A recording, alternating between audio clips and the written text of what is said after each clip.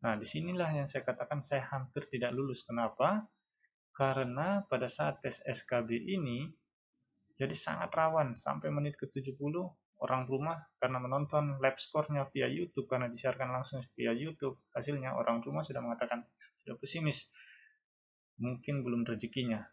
Nah, tetapi di menit ke-70 saya menjadi underdog.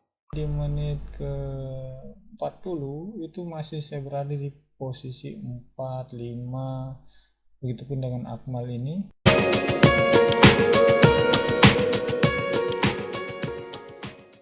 Sebelum lanjut ke video, kalau teman-teman berkenan silakan di subscribe. Kalau tidak berkenan, semoga ini menjadi ladang pahala untuk kita semua. Amin. Ayo kita belajar dan bermanfaat. Baik, Assalamualaikum warahmatullahi wabarakatuh teman-teman. Perkenalkan, nama saya Andika Saputra ya. Saya lulusan CPNS tahun 2019 yang memiliki proses tes yang cukup panjang dari 2019 sampai akhir 2020 karena adanya COVID. Ya, pada saat mendaftar CPNS itu saya masih bekerja di tambang, di salah satu perusahaan tambang di Kalimantan. Nah, proses pendaftarnya itu kalau tidak salah di bulan 11 atau bulan 12 tahun 2019.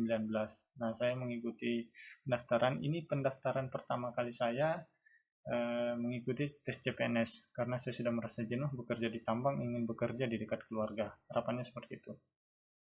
Nah, yang saya menceritakan di sini tentang bagaimana pengalaman saya, bagaimana strategi saya menghadapi ketika saya tes SKD, saya berada di peringkat 4, tetapi saat integrasi nilai SKD dan SKB, saya berhasil lolos menjadi salah satu peserta. Jadi ada 2 peserta, jadi saya mengelamar di pengelola jasa konstruksi, Dinas PUTR Pemprov Sulsel.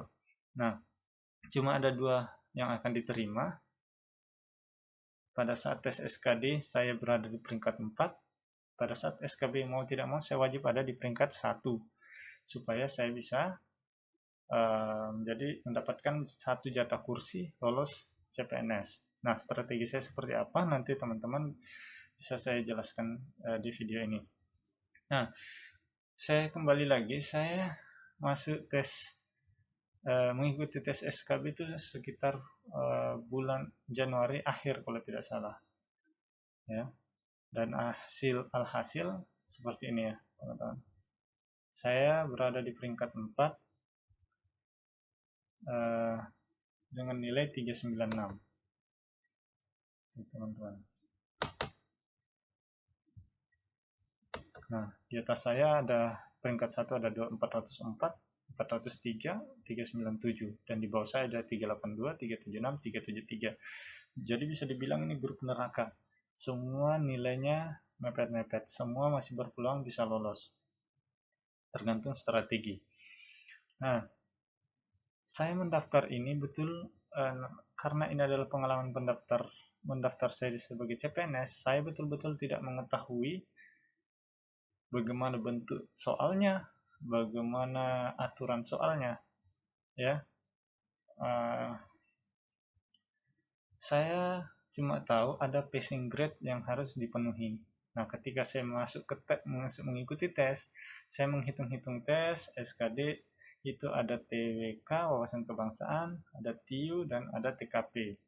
Nah, pada saat itu saya menghitung-hitung dan mencakar, sepertinya nilai saya sudah mencapai passing grade. Makanya masih ada waktu sekitar 10 menit itu tidak saya pergunakan untuk menjawab soal-soal yang belum saya jawab. Hasil harusnya bisa lebih tinggi kalau saya menjawab itu, tapi ya sudahlah. Yang penting sekarang sudah memiliki seragam ini. Karena betul-betul saya tidak tahu.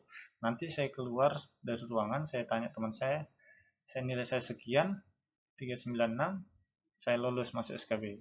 Dan ternyata teman saya mengatakan, belum tentu, karena itu akan diringkat kalau diperingkatkan. Nah, jadi kalau katanya kalau di tempat saya ada 2 formasi yang akan diterima, akan diambil 6 nilai SKD terbaik. Itulah yang berhak mengikuti SKB. Nah, di situ saya mulai panik. Kenapa? Saya menyesal kenapa saya tidak jawab semuanya tadi. Seperti itu. Ya, teman-teman. Nah, untuk FR, SKD, SKB, untuk FR, SKB, TWK, IU, dan TKP, nanti saya akan bagikan teman-teman. Saya bagikan gratis ya teman-teman nanti di video selanjutnya. Mudah-mudahan bermanfaat untuk teman-teman.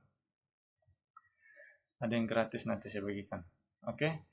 Nah, strategi saya pada saat tes SKB itu yang paling saya khawatirkan adalah TWK karena saya tidak kuat hafalan dengan undang-undang. Makanya pada saat tes saya langsung melangkah ke TIU karena menurut saya itu yang paling saya kuasai. Oke, selanjutnya setelah TIU saya lanjut ke TKP, tes kepribadian. Nah, dan terakhir saya baru masuk TWK dan ternyata tidak susah yang saya bayangkan tes TWK itu. Nah, pada saat itu TWK saya mendapat nilai 120, TIU saya mendapat nilai 130, dan TKP saya mendapat nilai 146. Jadi cukup memuaskan ya teman-teman. Nah, tapi ternyata itu masih mengantarkan di peringkat 4. Saya harus bekerja keras lagi pada saat tes SKB. Wajib saya mengambil peringkat 1. Kalau tidak, saya kemungkinan besar akan gugur ya teman-teman.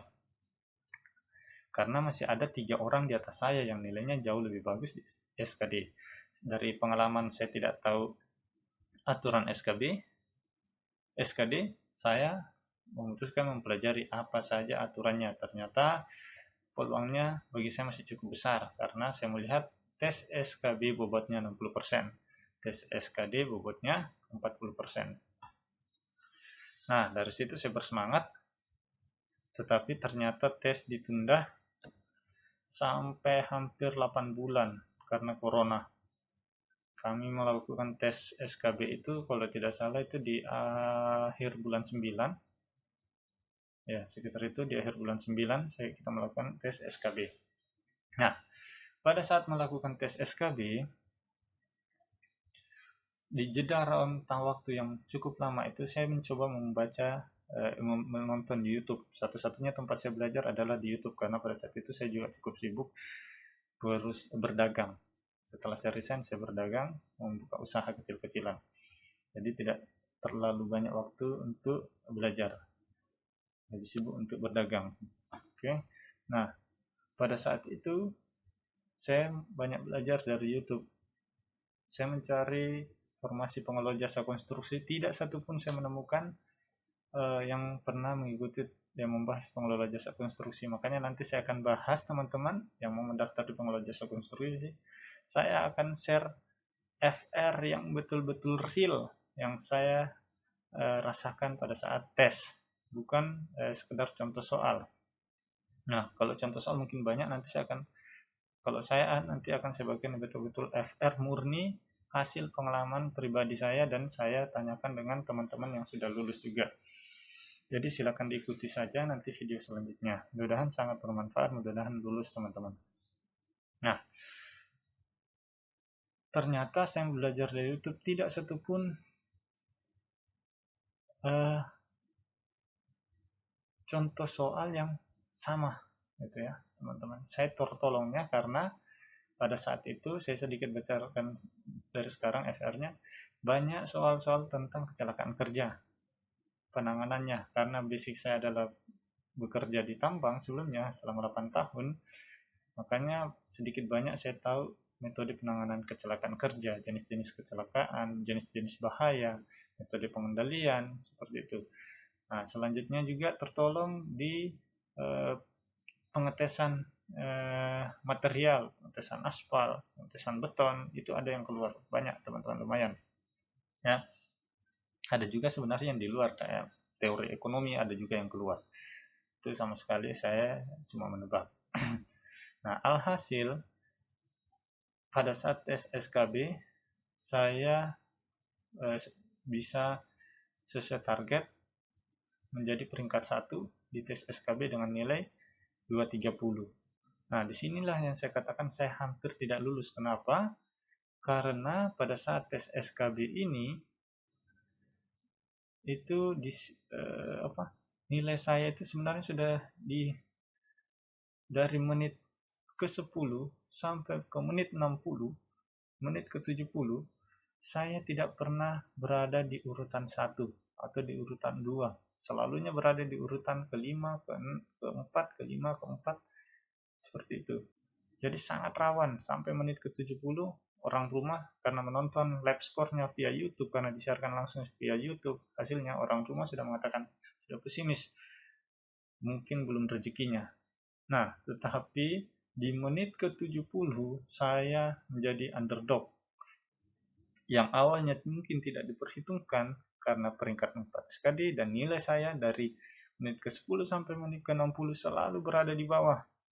Begitu menit ke-70 ke atas, tes-tes terakhir, itu 20 menit terakhir, saya langsung kayak, ibaratnya kayak Valentino Rossi itu langsung menyalip semuanya. Saya langsung masuk ke peringkat 1, bablas sampai nilai ke 250, sedangkan yang lain itu masih sekitar 220, jadi selisih 30 poin.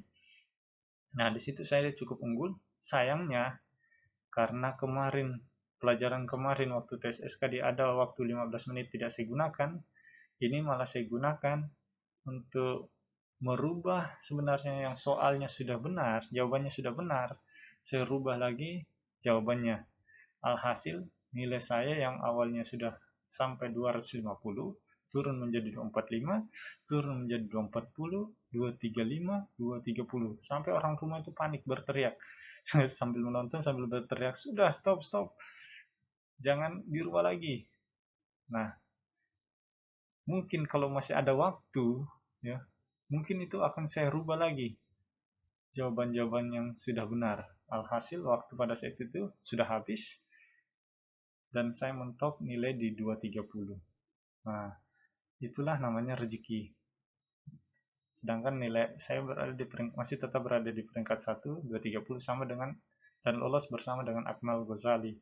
Akmal juga ini ketika tes SKB, kalau kita lihat itu selalu berada di peringkat paling terakhir. Di menit ke-70 pun dia bersama-sama saya tuh langsung menyalip semua rekan yang lain sampai dia berada di peringkat kedua. Nah, teman-teman kalau mau lihat simulasinya, itu saya sudah bikinkan simulasi animasi. Itu animasi yang real, nilainya yang real, saya buatkan animasi. Ini teman-teman silakan dicek. Itu kayak Valentino Rossi, kayak balapan, ya, sangat menegangkan. Di 12 menit terakhir baru kami menyalip lawan-lawan kami dan berhasil finish sebagai pemenang.